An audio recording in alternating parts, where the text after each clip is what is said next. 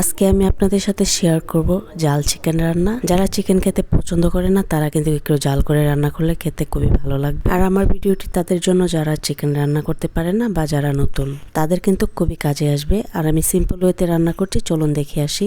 প্রথমে চুলায় আমি প্যান বসিয়ে দিয়েছি, আর প্যান গরম হয়ে গেলে এখানে পরিমাণ মতো তেল দিয়ে দিচ্ছি।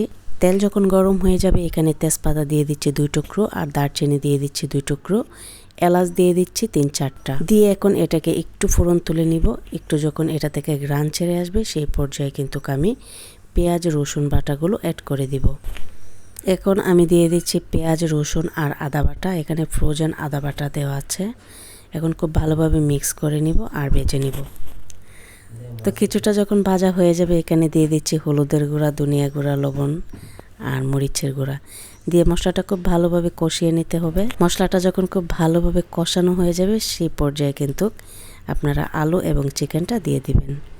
এই রান্নার ক্ষেত্রে মশলাটা অবশ্যই খুব ভালোভাবে কষিয়ে নেবেন, সেক্ষেত্রে খাবারের টেস্টটাও কিন্তু খুবই ভালো আসবে। এই পর্যায়ে সবগুলো চিকেন দিয়ে খুব ভালোভাবে নেড়েচেড়ে মিক্স করে নিচ্ছি। আর এই পর্যায়ে কোনো পানি ইউজ করব না।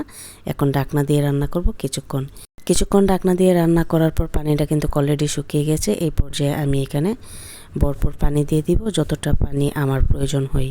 এখানে আরও কিছুটা কাঁচামরিচ ইউজ করছি। এখন আমি ঢাকনা দিয়ে রান্না করব যতক্ষণ না পর্যন্ত মাংসটা হয়ে আসছে।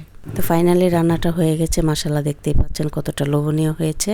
অনেক সময় কিন্তু জাল চিকেন খেতেও খুবই ভালো লাগে। তো খুব সহজ ওয়েতে দেখিয়ে দিলাম, যারা নতুন তাদের কাজে আসবে।